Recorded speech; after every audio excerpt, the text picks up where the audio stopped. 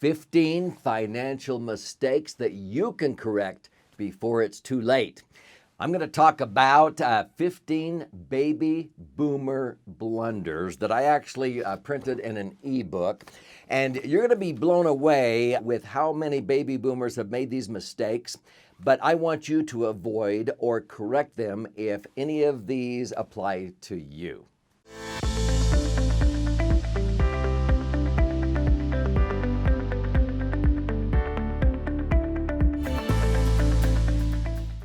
So my name's Doug Andrew, and this is my studio. Welcome here. So I'm just going to have a little personal chat.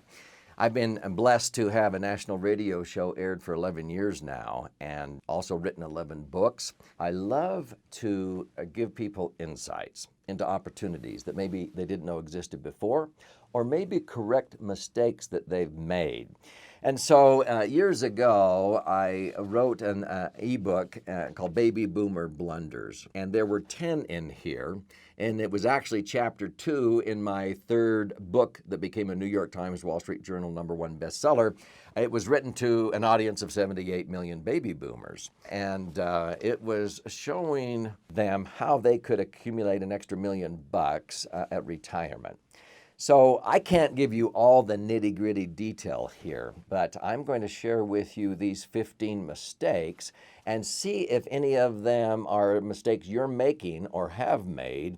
And I'm going to show you how you can correct them before it's too late. And I'm going to show you resources so that you can overcome, avoid, or correct these mistakes that people make, because I have seen thousands of baby boomers. I'm one of them. What is a baby boomer? Is somebody born between 1946 and 1964. I was born in 1952. But a lot of baby boomers felt like they lost their future back in 2001 to 2003 after the 9/11 terrorist attacks. They had to put off retirement 7 years. And then in one single year, 2008, those baby boomers lost 40% again in their retirement nest eggs because the money was maybe in the market. And so that was horrible. That decade is the lost decade. A lot of the clients that we helped, we overcame the blunders, and they were able to double, even triple their money during that time period tax-free. So I'm going to show you how to do that. We're going to go through these blunders, maybe 4 or 5 at a time, and I'm just going to outline what they are. And then if you're interested, you can obtain copies of some of my books and so forth. I'd be happy to gift it to you free. You just pay shipping and handling, and you can read about these blunders in more detail. A lot of the episodes, I talk about how people sort of follow the crowd or follow the herd. And so this is where people they hit retirement especially, and they go, oh my heavens, what was I doing? What was I thinking? Why didn't I break away from that? So here we go. I'm going to go down these 15. First one, I hear people say, well, I've saved only 1, 2, or 3% of my income instead of 10 to 20%. Yep. If you want to get serious about having enough money at retirement, you should be socking away 10 to 20% of your income. In fact, the mega wealthy millionaires and billionaires tell me that they learn to live on just 50% of their income. So if you're socking away just 1, 2, or 3%, it isn't going to cut it. You need to save more. Second blunder, okay? I've borrowed money in my life to consume instead of conserve. Yeah. A lot of people, they borrow money for depreciating assets, cars, jet skis, boats, things that go down in value. That's stupid, okay? You can borrow, but borrow to conserve, not to consume. See, mega wealthy people, they borrow money, like this billionaire I was talking to the other day. The billionaire is borrowing money at 3% interest. I can't afford not to, he says, because he borrows money at 3%, let's say $1 million, that's $30,000 a year, but he gets to tax deduct it. That's a net cost of only $20,000 a year to use OPM, other people's money. He goes out with that $1 million and he makes 8% or 10% using the same vehicles that I do. In fact, he says, Doug, you think just like I do. And so how much more is 10% than 2%? That's 500%. That's 5 times as much. He makes $100,000 for every 20 grand he pays. Would you hire an employee for 20,000 that made you an extra 100,000? Would you buy a widget machine for 20,000 that made you 5 times that? Sure, that's a 500% return on employment costs or equipment costs. Here's another one. I've paid off my house, but I was sending extra principal payments to the mortgage company, and now I don't have any deductions anymore. Actually, I show people how you can get out of debt, pay off your house 2.5 to 3 years faster by not sending extra principal payments to the mortgage company, because that's killing your partner, your tax deduction. You have enough money in maybe your right-hand pocket in your assets. I choose to have my money in my laser fund that any time with an electronic funds transfer maybe or a phone call, I could pull it out and pay off my house. So I am out of debt, but I don't physically pay it off because I want the liquidity. I don't want it trapped in the property, because a lot of people have lost a lot of money when they had all of their money tied up in a paid off property and they lost their job or they got disabled and they couldn't get it back out again without drastically lowering the price to sell it. Here's another one.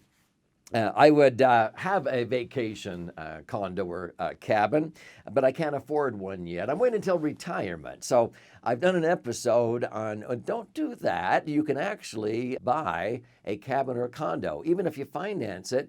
And I can prove mathematically that at the end of the day, because that real estate is appreciating, that you could enjoy those things now. Smell the roses as you go instead of waiting until the end of the day when so many people don't have the energy anymore. Don't wait to enjoy life. I mean, you can't just blow it all, but if your goal in retirement is to own a condo or a cabin, you can actually get that 20, 30 years earlier and come out the same way financially instead of socking it away in an IRA or 401k and then having to pay tax and you're still short the money that you could have bought the cabin with 20 years earlier. I want you to watch that episode. Here's another one.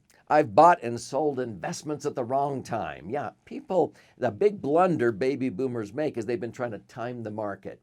And that never works because most people emotionally, when the market starts to go down, they, hang in there, they're told. It always comes back, but after it drops 30 or 40%, over 90% of people say, I've had it, and they sell low. And then when the market turns around, they wait, and they finally buy in. And so they're selling low, buying high. And the average return for Americans is only 3.5%. That's pretty pathetic. You ready for the next blunder? Well, I've not matched the right investments, the vehicles I put my money into, with the right objectives. This is a big mistake. A lot of times people choose long-term investments for short-range goals or short-term investments for long-range goals. They put their money in a mutual fund, which is the long-term investment. You should leave it aside for at least 5 years or longer, I would define as long-term. But they act like it's a drive-up window, and as soon as they get impatient, they pull it out. And then some people, they put $100,000, $1 million, $2 million in a bank account earning 1%. And I'm going, that's a short-term vehicle for your long-term investment? Because I ask them, what's this money earmarked for? And they go, I don't know. I didn't know where else to put it. Maybe a trip. You got $1 million in that? Where are you going to? The moon? What? Come on. You put long-term investments into those strategies that are long-term. And a lot of people, they just don't think through that process. That's a huge blunder. Here's the next one. I've tried to time the market to get ahead better. Yeah, so many times people think, well, I can do this better, and emotion enters in instead of logic. They make their decisions more right brain instead of left brain. And sometimes people just make it totally left brain, and they don't listen to their heart. And so they get all fouled up, and they're trying to time the market. And like I've said, they buy and sell at the wrong times because of that market volatility. Here's another one. I'm at risk in the market rather than linking my investments to what the market may do without losing. This is a huge strategy that we teach in many of our books. My most recent book, The Laser Fund, is called indexing. In other words, people make the blunder of thinking that what you did for retirement, money in the market and mutual funds or whatever, is what you do throughout retirement. No. at retirement planning is totally different than what you did for retirement planning. So you want to have your money predominantly out of those yet to be taxed IRAs or 401ks, have the taxes over and done with by the time you retire, is my opinion, and then repositioned into something that's going to be tax-free but is immune from market volatility. You don't lose when the market goes down, and when the market goes up, you benefit, but you can create predictable income. Which leads to the next blunder that boomers make. I've paid too much for insurance. Oh, I'm insurance poor, rather than having Uncle Sam pay for it. And people go, what? Yeah, if you read my books, people say, Doug, how can you afford millions of dollars of life insurance? And I go, well, because I'm not technically paying for it. It's being paid for with a minuscule portion of interest that would otherwise go out the window in income tax, unnecessary income tax, if I followed the herd, putting money in tax-deferred IRAs or 401ks. So we don't object to insurance benefits, we object to paying for them. And I arranged to sort of indirectly have Uncle Sam pay for my insurance. You can do that also. I want to share one more, and then I'm going to go to the last 5. Here it is. When I focus on my comprehensive financial sheet, the balance sheet or whatever you call your financial statements in your level of understanding, I concentrate on the least important category, the money, instead of the most important assets, family, health, and values. Yeah, a lot of people spend their health accumulating their wealth.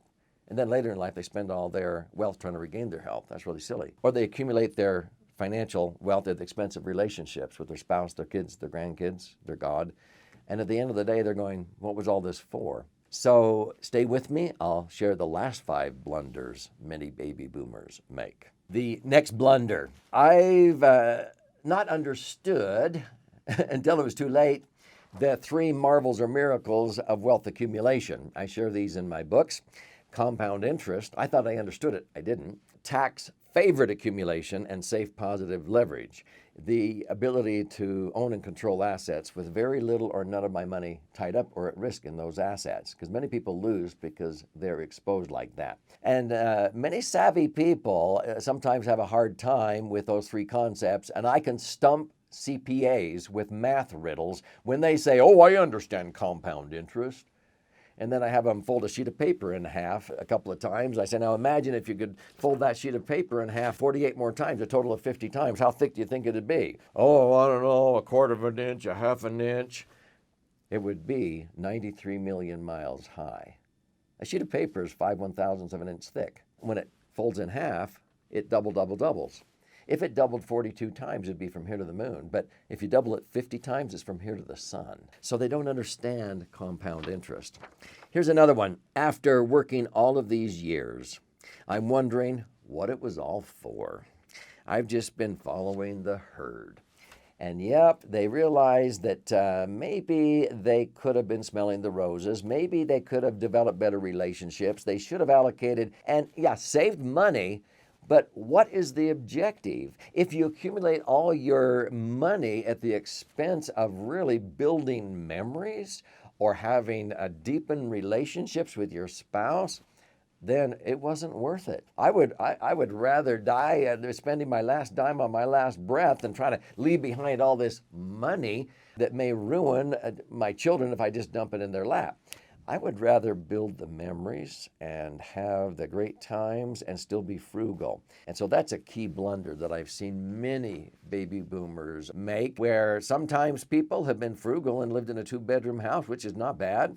And they've told their children for years, oh, we can't afford it to go to Disneyland. And now they have a couple of $1 million and they can't get themselves to spend more than $2,500 a month. And they wonder why their kids don't call, because it's sort of like that song, The Cat's in the Cradle. The kids have learned they're just too busy and they can't. That's not worth it. Here's another one. As a business owner, my exit strategy has pretty much been counting on somebody buying my business. And many times, doctors, dentists, chiropractors, they think somebody's going to come by and give them $1 million or $2 million for their practice. A young graduate student, can't afford it. They already have this student loan debt. So they sell it on a contract, and then the first 2 years, the new young dentist thinks that all those patients are his, but the patients, 30% of them leave to go to another dentist, and then they can't make the payments, and so people have to come out of retirement to salvage what they sold on a contract or an installment. There's better ways to exit a business. That's a big blunder people make. The last two. I've spent a lot of my health accumulating my wealth. Now it seems I'm going to be spending all that wealth trying to get my health back. I actually have an episode that talks about 12 things that you can do to increase your life expectancy by 15 or 20 years. You need to start taking care of yourself now. Prevention is worth a pound of cure. So you want to take time to exercise, to eat properly, or else you're not saving anything. You're going to end up spending it to cure the dis-ease. Because when you're not at ease on a cellular level, that's called dis-ease. It's better to prevent it, the disease, than cure it. The last blunder I see is I want to perform philanthropic, humanitarian, or religious service, but I'm concerned that if I leave America for a little while, my money is in danger. Yep, I've seen a lot of baby boomers that have that dream, and they come to us because we make their money immune from the dangers of taxes, inflation, and market volatility while they're gone for a year and a half building a hospital in Nepal, or doing spine surgeries, or fixing cleft palates in third world countries. If you want to go out and really contribute back to the world, you want to have the health to do it. And the last thing you want to worry about is your money back in the United States being eroded away by taxes, inflation, and market volatility. So learn how to make yourself immune from that and avoid that blunder. So what are the takeaways? Avoid these 15 financial mistakes before it's too late, or correct them. Avoid these baby boomer blunders.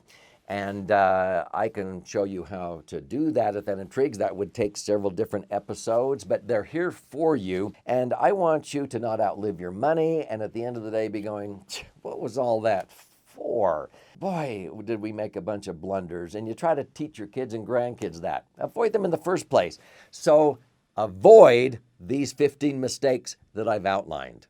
So if this has aroused curiosity and you want to know how to avoid those mistakes, watch this episode on why most people do not become wealthy, the difference between the strivers and the thrivers, and you'll also have the opportunity to get a free copy of my most recent book that will empower you. I'll send it to you free. You just pay $5.95 shipping and handling. So click here to watch that episode.